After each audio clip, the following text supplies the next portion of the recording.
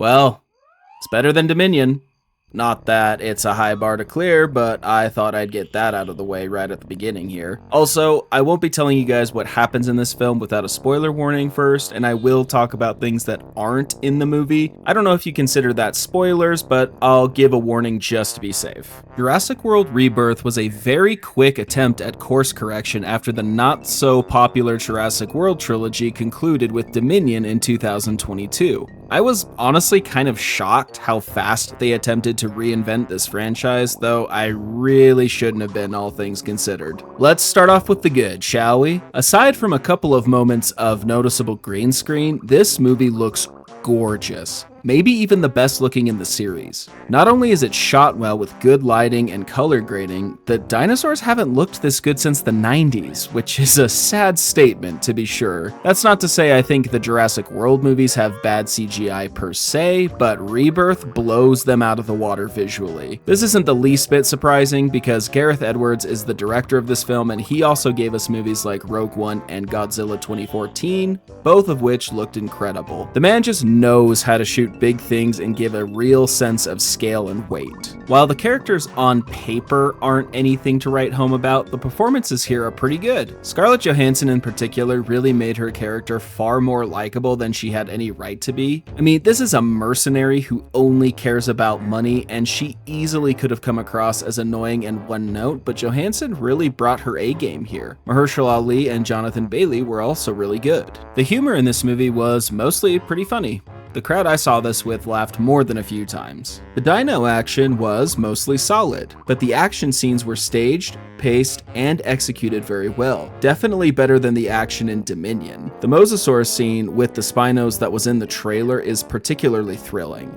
There's a moment where someone goes underwater, the camera follows them, and the scene gets blurry just like it would were you to be underwater without goggles, which made the scene feel more intense. Not enough movies portray that in my opinion. There's also a moment where someone is being dragged away in the water, and you can hear their screams fade in and out while also gurgling water in the distance. Details like that make the action feel a lot more visceral. There's one moment where the characters stop to admire the dinosaurs that's very reminiscent of the first time we see a dinosaur in the first film that I felt was mostly effective. Alright, that's it for the positives. Let's move on to the negatives. This script was very messy. It's not surprising because the movie was announced early 2024 and had a very rushed production, only a year and a half from being greenlit to release. It's honestly surprising the CGI looked as good as it did. Not only was the story paper thin, but the movie is poorly paced. But Nick, you said that the action was very well paced. Yes, I did.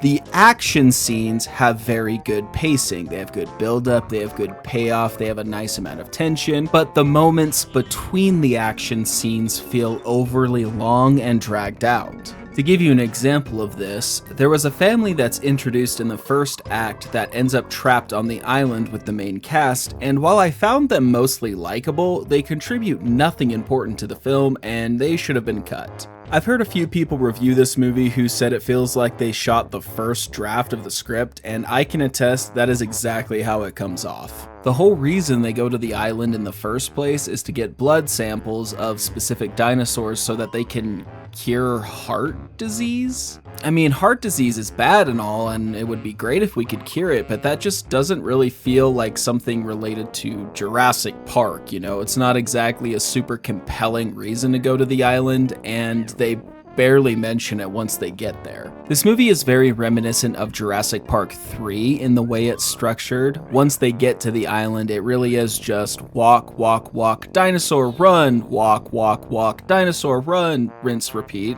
Except Jurassic Park 3 is actually paced much better than Rebirth. This is where I'm going to throw up a spoiler warning. If you don't want to be given any spoilers, this is your chance to click off the video, though there really aren't any surprises here. The movie is actually really simple and straightforward, but still I thought I'd give give you guys a warning to avoid specifics. First, let's start with things that either weren't in the movie or maybe some missed opportunities. If you were excited or curious about the D-Rex or the Distortus Rex, stupid name, temper those expectations. I'd be surprised if this thing had more than 5 minutes of screen time. I didn't time it in theaters, but I felt like it was in this movie far less than the Giganotosaurus was in Dominion, and the Giga at least had a bit more involvement in the story. Outside of one kinda cool moment involving a helicopter, it also doesn't do anything.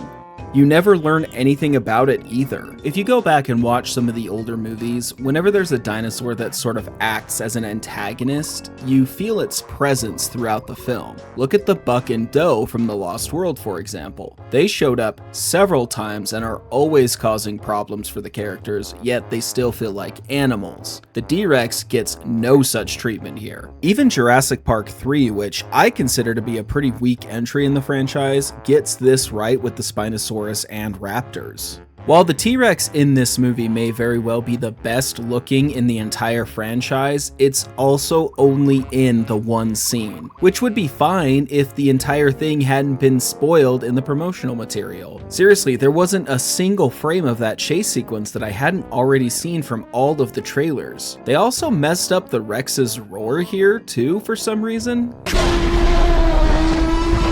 The Velociraptors make one very brief cameo for maybe 30 to 40 seconds. Maybe that won't bother some of you, but I feel they were sorely missed here. Alright, now I'm going to get into some more specific details concerning the D-Rex. This movie has a cold open involving the D-Rex in the lab where it was created.